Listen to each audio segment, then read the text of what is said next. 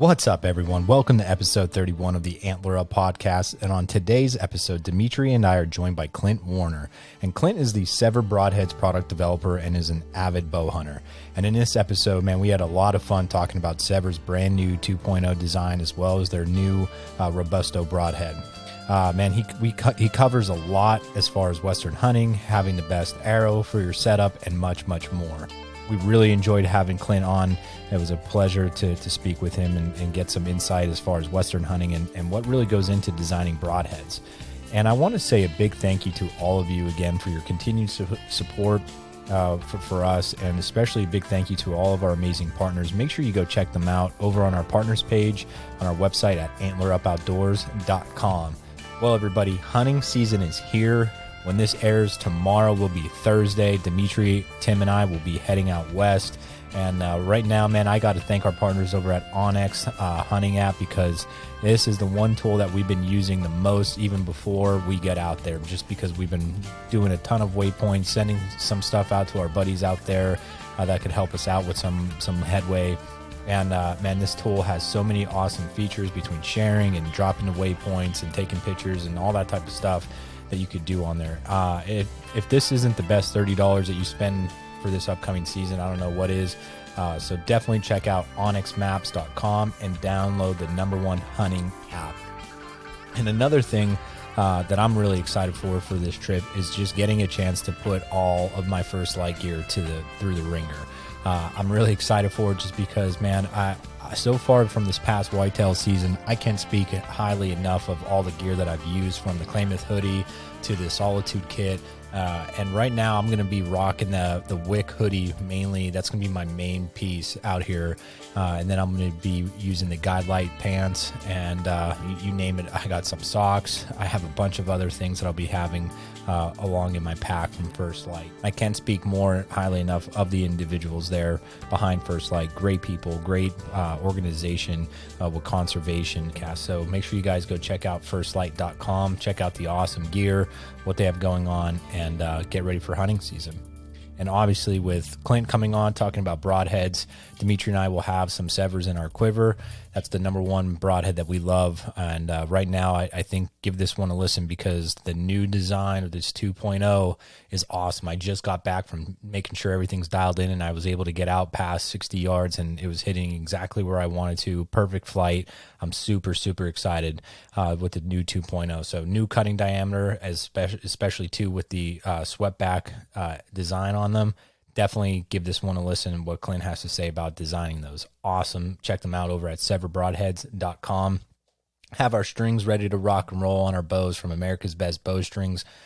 Amazing quality. Again, great people. That's something that you continuously hear us say, and we talk about it, man. We want to surround ourselves with amazing people in this industry, and obviously that have a great product, but more importantly, they're awesome people. So Brian, thank you again for setting us up for this upcoming hunting season. It means a lot. And make sure you guys go check out America's Best Bowstrings. Get yourself a new set of custom strings for this season. And then also want to throw out a big shout out to Argali, and Stoker Eyes, Tethered, and Big Sky Rent, as well as Easton Arrows. Just, man, thank you so much for your support. Make sure you guys go check them out on their respective websites. Awesome people and great products. So when this one airs, again, we'll be in Utah. That next week will be a little light on social media unless something happens and we got service. But man, thank you so much for the support. I can't believe the 2020 hunting season is upon us, and hopefully those that are heading out west, best of luck to you. Shoot them straight, go full send, and till next time, Antler Up. Hey everyone, welcome back to another episode of the Antler Up Podcast, and today Dimitri and I are joined by Clint Warner with SEVR Broadheads. Clint, how are you doing?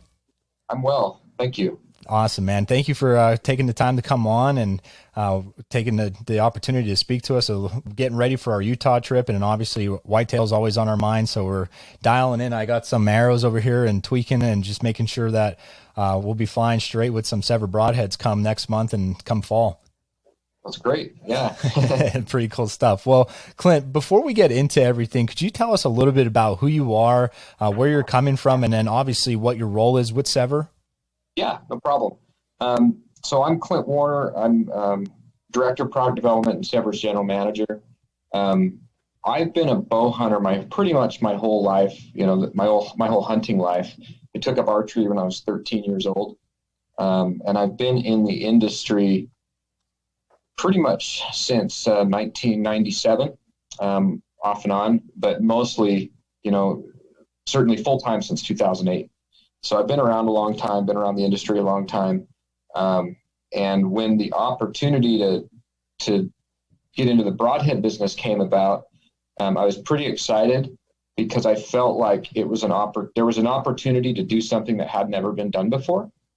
And I just felt like the market dynamics were such that the opportunity to be able to take that consumer direct play that SEVR brings and kind of be the first main brand to go exclusively consumer direct would have been a good thing to do. So that was cool. And then we just had, a good product technology in the patents and the IP behind the SEVR head that we were able to get.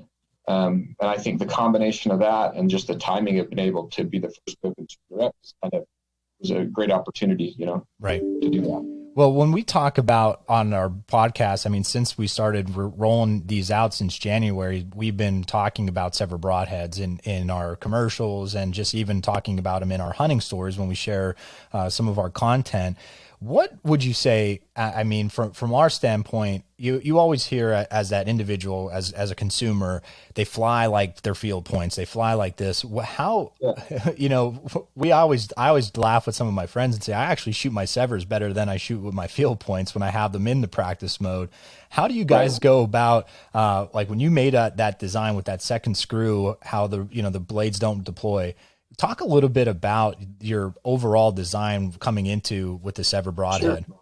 So I'll just give you a little bit of background into the design. So the design actually originated in a broadhead that was on the market many years ago called the Ulmer Edge. Yep.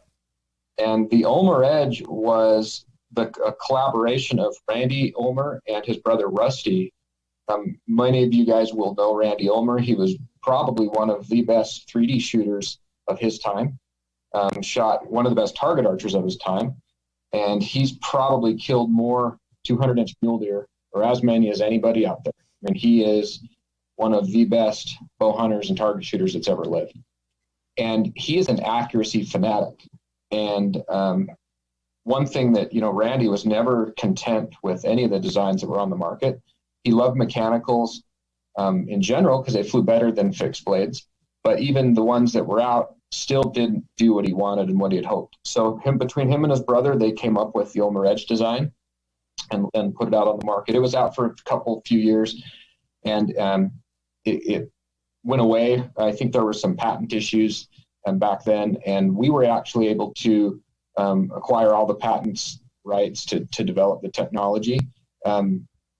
And there was multiple patents, and I think that was why it went away to begin with. But anyway, we were able to get all of the patent rights for the technology, and we worked actually with the Ulmers to recreate, the SEVR head. Nice. But we started with what we knew was already a really good, accurate platform with the Ulmer Edge. So one of the things, Randy and Rusty did, they were the ones that came up with the locking, pivoting blade system and the practice blade. So that was all part of that original Ulmer Edge. We just took it and, made it better. We've totally re-engineered the thing from the ground up. We looked at the design, and my main engineer that does the engineering on the head, he's been in the broadhead business for over 30 years. Wow. Designing broadheads, and has a lot of experience in knowing, just from a design principle standpoint, what are the best practices and what to do, what not to do. And so we just went through that whole design and completely re-engineered it, optimized it for strength. We, figured out how to just make it a little better, and did that without really, changing what made that original Ulmer Edge great, and that was the accuracy. And so fundamentally, what makes the head as accurate as it is there's no exposed blade in flight. So the ferrule fully contains the blades, with the exception of the deployment arms that are in the front. And really what's the biggest contributor to its accuracy is that.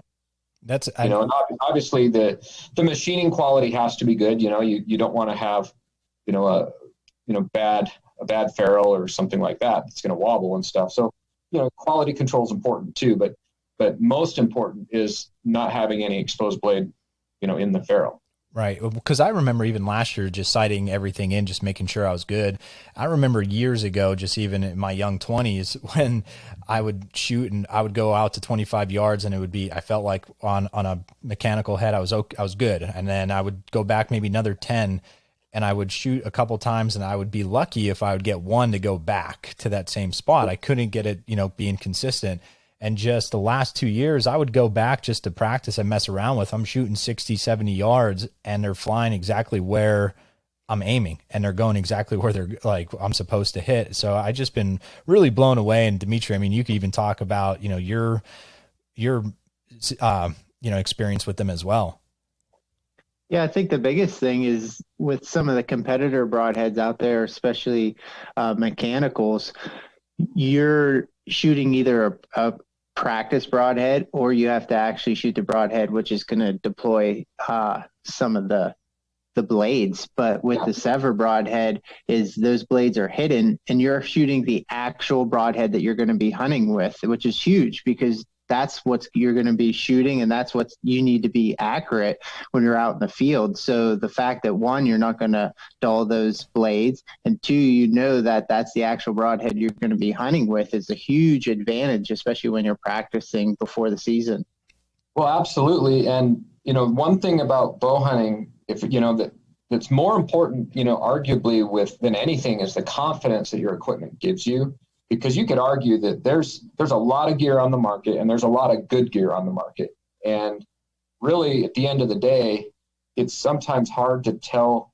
It's sometimes hard to look at the gear and say, this is better than this. At the end of the day, it's what gives you the confidence as a bow hunter that's going to make or break your hunt. Because if your confidence is strong, it's going to help you to pull off and execute a good shot when it matters. Well, so confidence is huge, and having the ability to put the head in practice mode is going to give you more confidence to bow hunter than any other type of, whether it's a practice point or whatever, being able to use your actual stuff you're going to hunt with is huge. Yeah, 100%. And Clint, it even goes as far as simple as your O-ring that you guys use.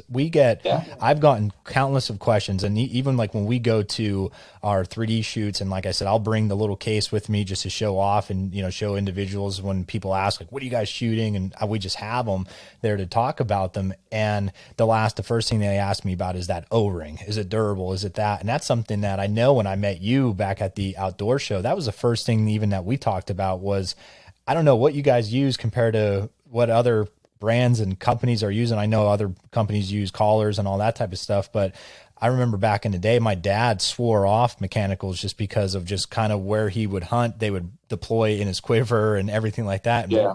I've never had any issues with any of the broadheads so far the last 2 years using them, whether it be go like on the ground, stalking, doing anything like that. I've never had a broadhead bust open because the O-ring broke or didn't do its job. And that's the one thing I'm like, guys, I'll tell you right now, I know it sounds as silly as it is, but I'm like, that O-ring is as durable as they come as well. It's kind of silly to say, but I mean, for some, that could be a make or break for their hunt. Yeah. And the thing I like about it, and, I'm designing the whole product, so I have to consider everything about it has to come into play when you design stuff. And the one thing I will say about an O-ring blade retention system is it works every single time, and it's super, super simple. And it works 100% of the time, and it's super simple, and it doesn't cost a lot. And so when you're designing something, you have to balance all those things. And now certain broadhead designs probably aren't the best design for an O-ring. And I think what's happened over the years is manufacturers have used O-rings probably when they shouldn't have, or they didn't know any other way because the design of their head had a lot of exposed blade. And when you put an O-ring on an exposed blade and you catch that blade on something, it's going to deploy because it's more prone to that. So I think with our design, it just lends itself. It's a good design for an O-ring. And I wouldn't, and I think what's happened is certain people have been burned in the past with other broadheads that used an O-ring and blamed the O-ring, and rather than just blame the design. Yeah. And the O-ring's just doing its job. And so as long as it does its job 100% of the time, all the time, that's what makes me happy. And then it's my job, to develop good product that doesn't deploy on people. Right. Regardless of how I decide to retain the blades. The other thing with the O-ring is we make it out of silicone, 100% silicone base. So it's not going to rot in the sun. It's not going to get cracks from just sitting there for a few months out exposed in the air. So, we've really just kind of rethought that and made sure it's the right material to use for that as well. That's awesome. And that's, great example of, again, just how in depth you guys are going right now to make the best broadhead on the market.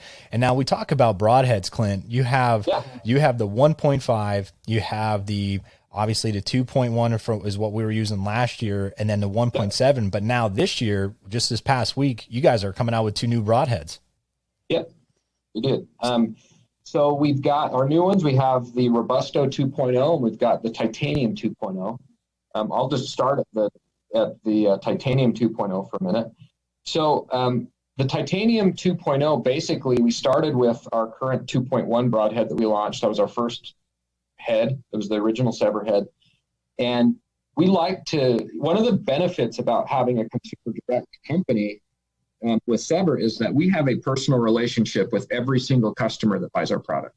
We know who they are, and we are the ones that listen to all their comments directly. So anytime somebody sends a comment via Instagram or email, it's coming right to us. Yeah. So we really, really hear what our customers say, and we get to hear their feedback, and we listen to their feedback. And so for the first 2 years with this Titanium 2.1, the feedback that I got from people was, occasionally was, man, it would sure be nice if you could have a more swept back blade angle, or whatever. Or people would just, they would look at the deployment arms of the original design, and they were like, man, is there any way you can make those a little shorter? They kind of stick out a little bit. And that we didn't really see it as a problem necessarily, because, we had tons and tons of success with the product. That a lot of big animals were killed with it. It was a good product. The 2.1 is a great product, but the only way that we thought we could make it better, just by listening to customer feedback, was looking at the blades and figuring out how could we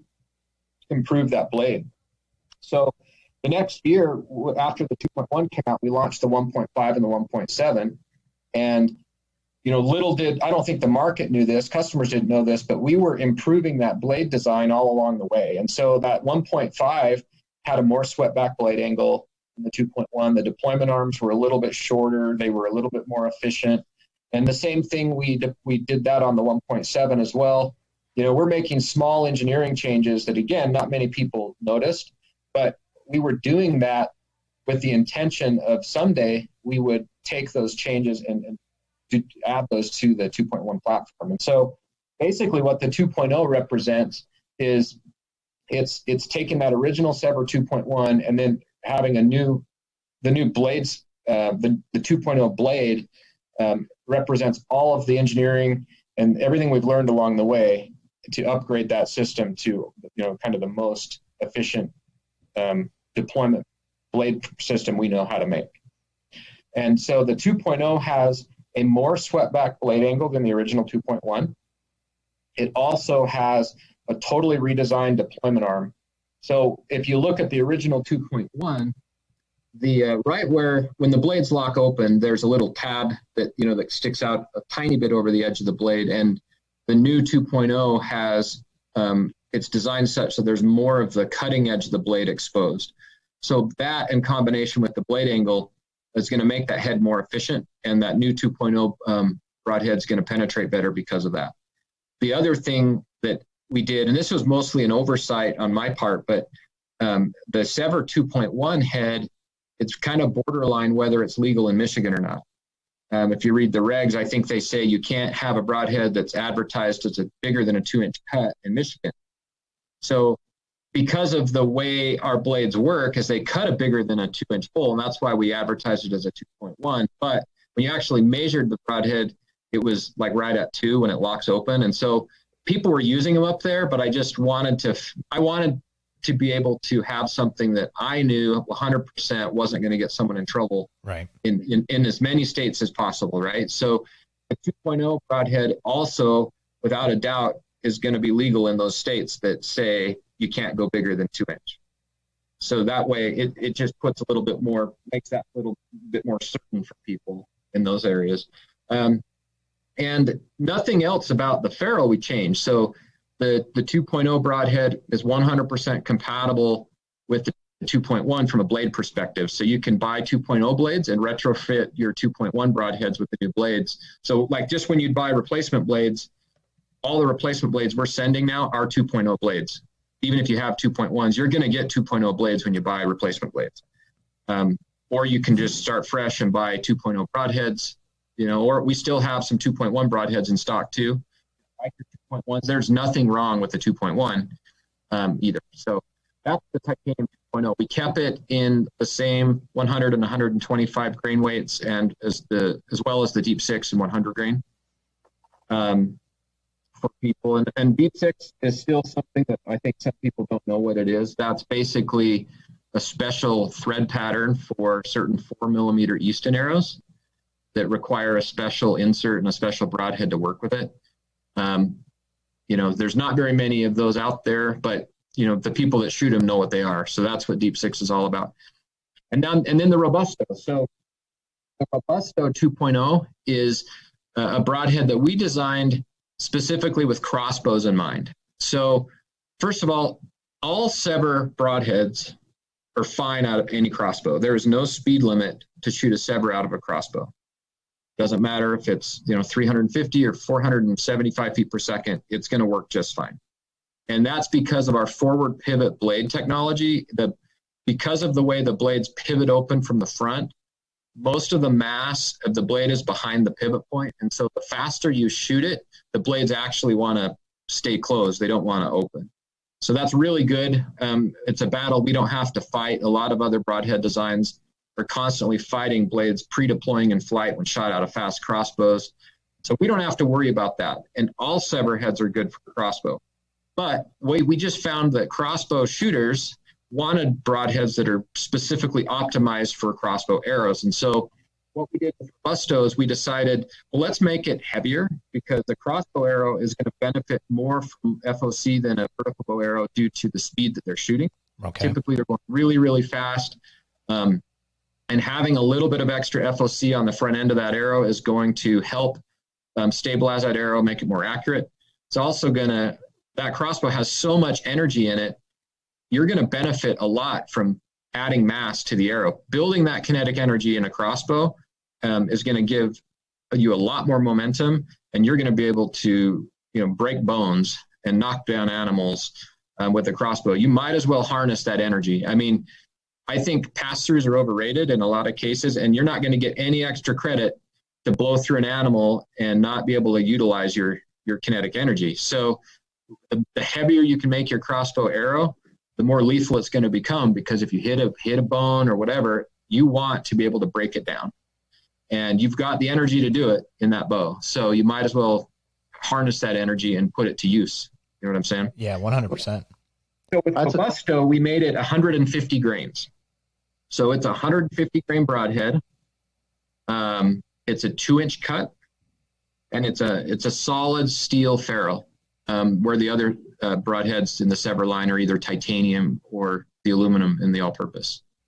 Yeah, that looks pretty sweet. I mean, Dimitri and I actually, right before we got on, when we were talking about that new Robusto head, what'd you say, Dimitri? That thing looks pretty lethal. Pretty man. neat. Yeah.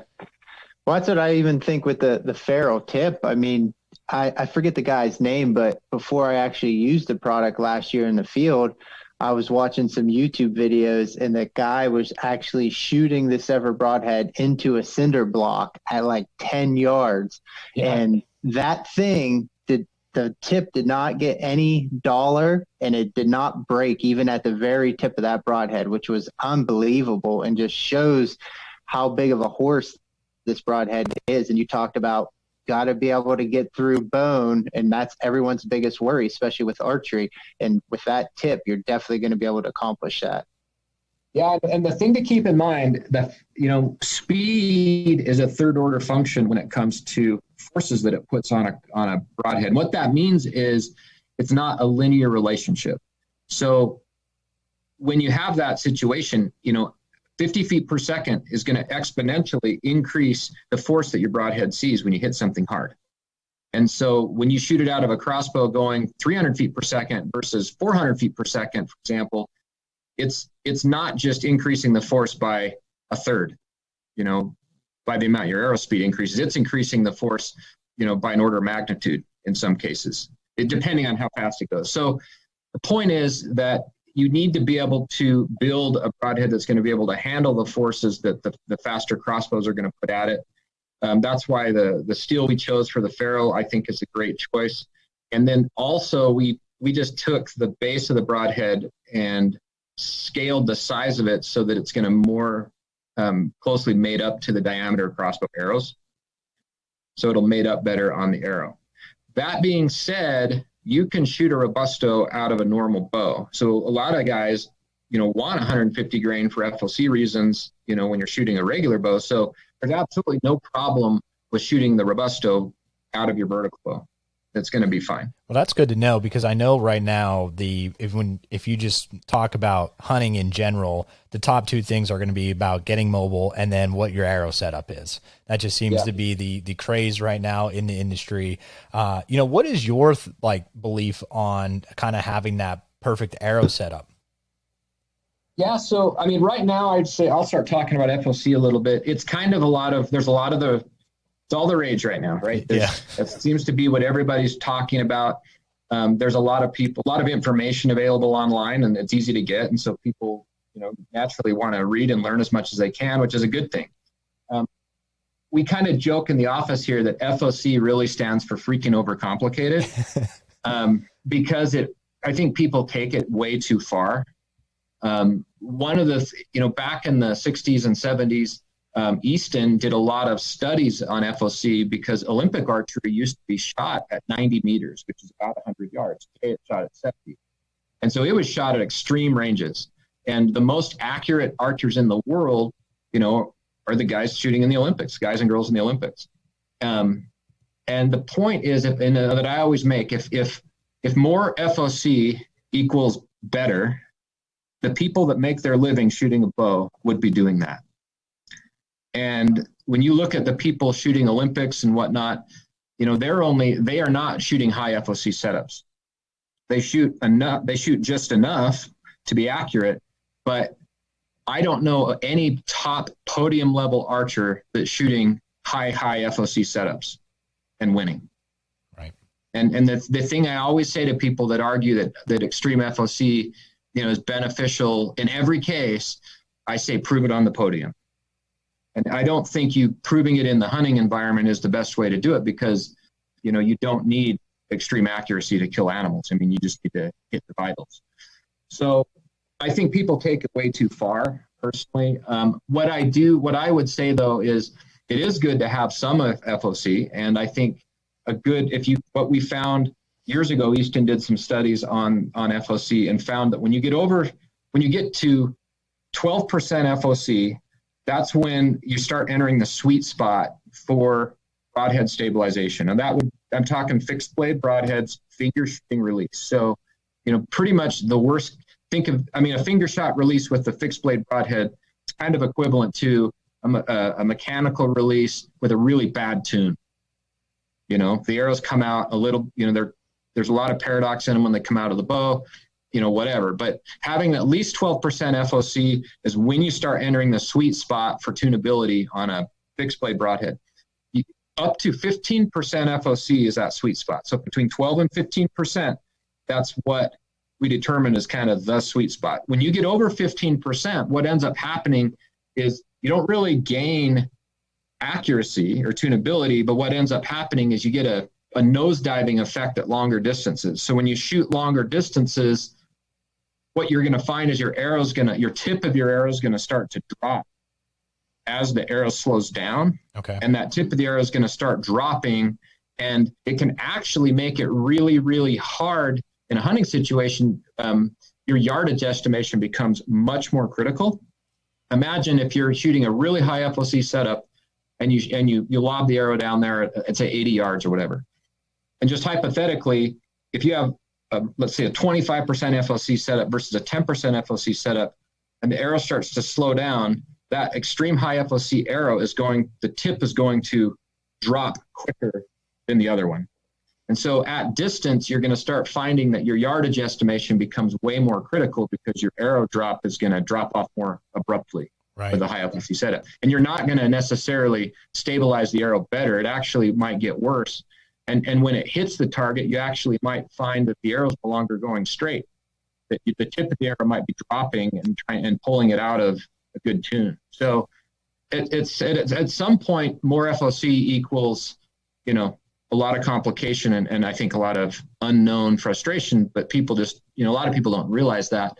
So all of that said, long story short, is 12 to 15% FOC and you're going to be happy. And that's what I recommend people do regardless of the broadhead they use. That is less important, obviously, if you're shooting a SEVR because there's not a lot of exposed blade there. You could get away just fine with, 9, 10, 11% FOC. A lot of people do that and be just fine with a SEVR. But that's kind of what I have to say about the FOC topic. Let's take a quick break and thank our partners over at Cobra Archery. I've been getting a lot of questions about what my archery setup looks like and what release I'm using. Well, I'm using the brand new Cobra Harvester release. What I love most about this release is the total adjustability with their UTS, that unified trigger system. With this, you're getting the ability to adjust the angle, the length, and the rotation of your thumb trigger and quickly and securely set it into position with just one screw. Well, I know. Yeah. Even for me last year, my arrow setup was I was running an Easton Access with 50 grains of brass up front, and then I had the SEVR. My arrows are cut about 28 inches, and I'm going 4-fletch, lighted nock, and so it came in at about 5. They depending on the cut was about 509 and just 510. So they were just call it 510. And when I shot my whitetail buck during archery season, and he was about 15 yards, maybe even closer, and I heart shot him, and it sounded like a gun hit him. Like it just and he growled, and it was first thing in the morning, and I didn't actually see, it just happened so fast, and I just saw him take off. I didn't see him drop, but he only dropped about 40, 50 yards away. But man, the blood trail was intense. And I just remember again, that sound just sounded, I was like, man, sounded like the double lung pop just because of how loud it was, but it was a hard shot and it crushed him, man. Yeah. So everything I just said about FOC, I don't want anyone to take that to mean that I'm not a believer in heavy arrows, right? Because, having a big, heavy arrow with a lot of mass, in my opinion, is a totally different discussion and a valid one. So I'm a huge fan of heavy arrows, especially in the whitetail woods. A heavy arrow is going to make your bow quieter. You're shooting less than 30 yards in most cases. So frankly, the arrow speed is irrelevant in situations like that. Last year, for example, I was using a 625 grain arrow out of a 60-pound bow. I mean, I don't shoot a lot of bow weight, but the 625 grain arrow out of a 60-pound bow, I was getting only 240 feet per second out of it. But in the whitetail woods, I mean, being able to just have a lot of that KE to blow through, bones and things, I am a huge fan of that. But if you go heavy on an arrow, it does take a lot of point weight to be able to get the FOC to that 12 to 15% sweet spot. Right. So that's where brass inserts come into play and 125 grain broadheads. Now we have the 150 grain Robusto. All of those things are going to be smart moves, if you're going to go to a heavy arrow setup, regardless of where you hunt. Right.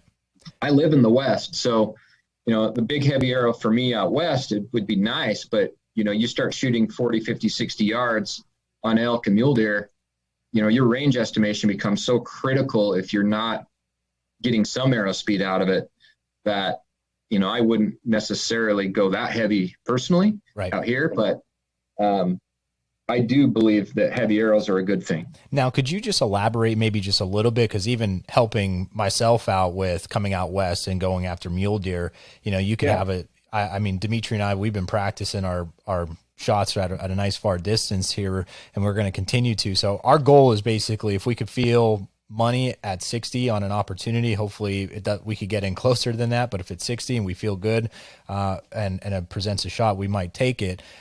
Could you talk about maybe, like how you said, about what could be a good transitioning from us being that pure whitetail type hunter coming out west to on a mule deer hunt like that? Yeah. I mean, the one thing I wouldn't call myself a whitetail expert, but I have, had some experience hunting them. And the thing I would say that I noticed right away between the two is whitetail are way more, I would say, skittish, and they're more jumpy than muleys are. So, they're definitely, like, even if you had, if you took a 40-yard shot on a whitetail, the chances of him jumping the string and reacting and that causing your arrow to not hit where it's supposed to is pretty high. Even if you're a perfect shot, that deer can move a lot in 40 yards of arrow travel. Right.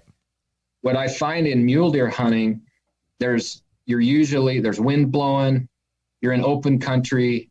I think the deer in general are just used to seeing people. They're used to seeing hikers. They're used to seeing recreationalists. It's a lot of public land. So you're not hunting these 40-acre farms and 200-acre farms that, if the deer can be really disturbed, right? Mule deer are a lot more rangy. They have a bigger territory than a whitetail. So just right off the bat, I'm going to say they're not as wiry. They're not as jumpy. So you can take that 40-yard shot, 50, 60-yard shot confidently. If you don't see their eye, their head's down in the brush, they're feeding.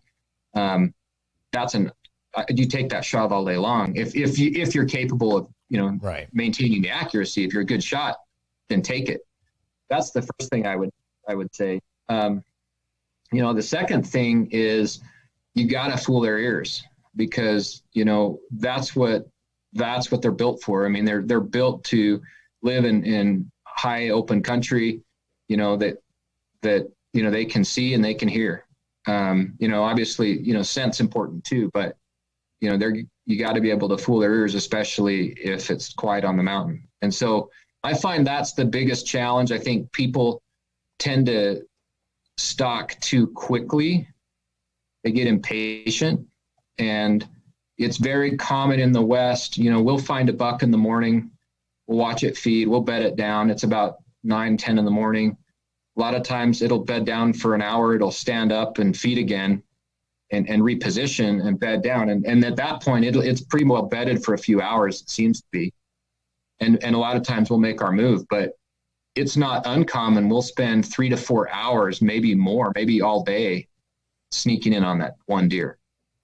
So I think a lot of times people get impatient and they rush it, and that's the other thing they screw up. Yeah. Yeah, that's the one thing that's the one thing that we're getting ready for sure. Yeah. Now, Clint, could you talk a little bit more? We're talking about trying to penetrate and the importance of getting through bone. Now, SEVR has the lock and pivot blades. Can you expand on that a little bit of how that works and why that's important when you're penetrating through an animal? Yeah, totally. So with our lock and pivot blade system, the blades, as I mentioned before, they're fully contained in the ferrule in flight. So when they impact, the blades pivot open and they lock open. So once they're in that locked position, they're not going to close again. They're locked together as a single blade unit.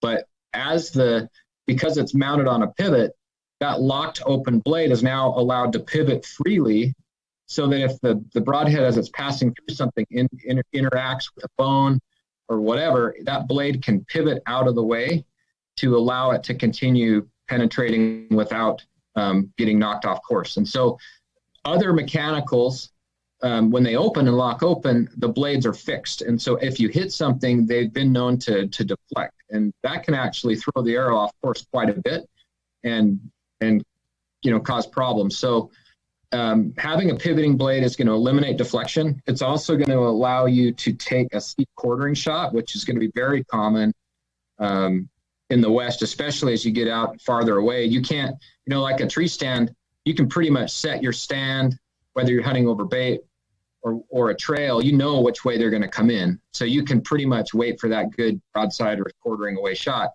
In the West, things aren't always that predictable. And so you need to be able to have a broadhead that you can take much steeper quartering shots with. And the SEVR head is ideal for that because you can take a steep quartering shot and not have to worry about the head deflecting on it.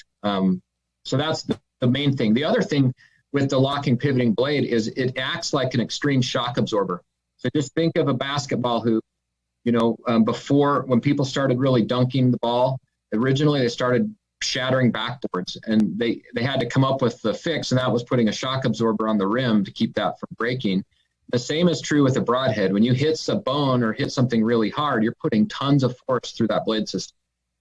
And what our locking and pivoting blade does, it allows that a little bit of movement mitigates the forces and the stresses that broadhead sees, and really, really reduces any chance that you're going to, break the blade. And in all of the testing that I've seen, and in the field, I've never seen a blade break on our broadhead, from hitting a bone or hitting something in the animal. It's really quite amazing. I mean, I've had tons of experiences and hit some gnarly stuff, taking shots that, I've hit the, really hard bone impact that I've seen break blades on other stuff. But that locking pivoting blade system is for real. I mean, it really, really works. I've never had a deflection. I've never had a blade break. And I attribute all of that to how well that blade lock manages all that stress. Well, I was just saying with my buck this year, I know, for the first time, it was one of those shots where my broadhead or my arrow hit exactly where my pin was. And, the devastation that broadhead put on that deer, I couldn't believe. One, with the entry and the exit, was both massive with that 2.1 broadhead. And, we talk about it all the time here on the podcast of that blood trail. I know my dad, he's been hunting for probably 40 years, and he's never seen a blood trail that big for an archery whitetails. And that just goes a long way with how great the broadhead performs out in the woods. Oh yeah. And I was even going to kind of elaborate too on that one, where it does its job there, but it also does its job when you do have a miss hit. If you do have that opportunity where it is a little bit back, you're getting that bigger cut. And I mean, Dimitri, even like with the doe last year, where your shot was a little bit back, but man, I mean, that doe was still expired not too long afterwards, and you still let it go that night just to give her time, but we knew in reality she was done.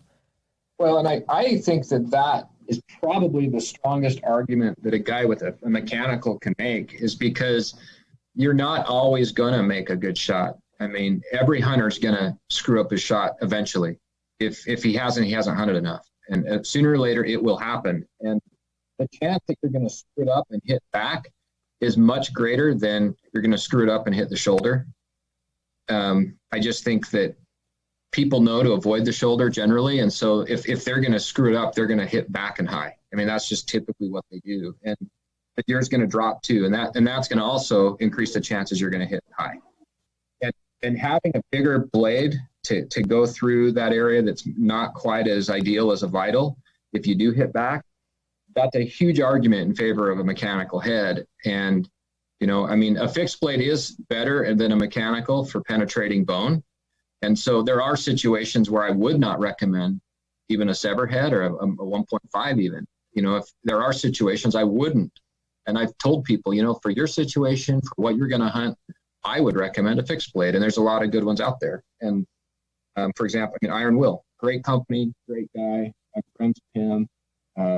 And I recommend a lot of people to take a look at what they do. There's a lot of fixed blades that are great.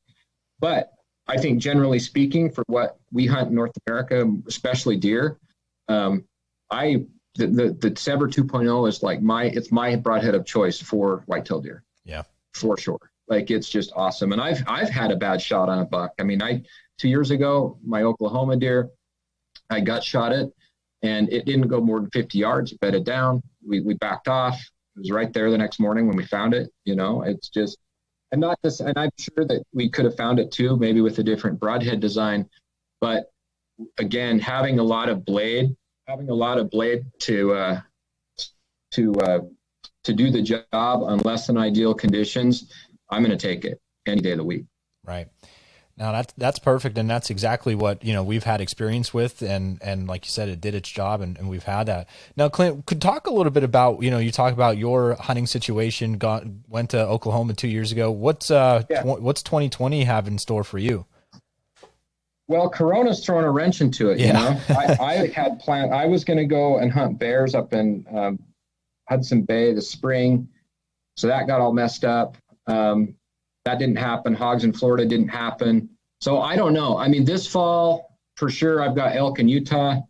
Probably will go to Oklahoma again. I might go to Ohio, might go to Illinois, but a lot of things are still up in the air. So I don't know. But for sure, it's going to be an elk year for me to fill the freezer, hopefully. That's awesome. Yeah, we have a pretty good one on tap for us as far as coming out west next month, and like I said, we'll be in your neck of the woods in Utah. So, we're excited, and Dimitri and I are going to be coming out for that first time, and hopefully putting a. Tell me a little bit about your Utah hunt. You got an outfitter, or are you guys going to go DIY?